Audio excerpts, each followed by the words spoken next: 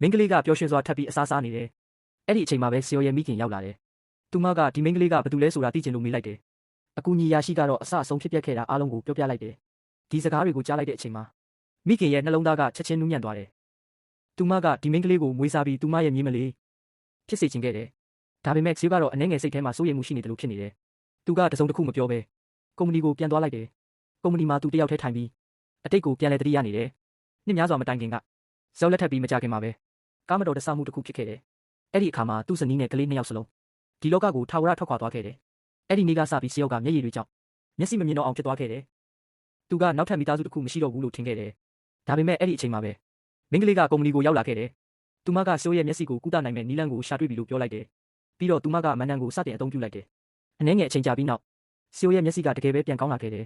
မျက်စိပတ်ထားတဲ့အဝတ်ကိုဖြုတ်လိုက်တဲ့အချိန်မှာသူ့ရှေ့မှာသူ့မိခင်ရက်နေတယ်ဆိုတာထင်ရှားစွာမြင်လိုက်ရတယ်အရန်စိတ်လှုပ်ရှားသွားတဲ့ဆီယောကချက်ချင်းမိခင်ရဲ့လက်ထဲကိုပြေးဝင်ပြီးဖတ်လိုက်တယ်ဒီဗီဒီယိုကိုတင်နစ်တက်တယ်ဆိုရင်အောက်မှာခမတစ်ခုရေးသွားမှုမမေ့ပါနဲ့အပိုင်းဆက်တွေလဲတင်သွားပေးပါမယ်အပေါင်းလေးနေသွားပါ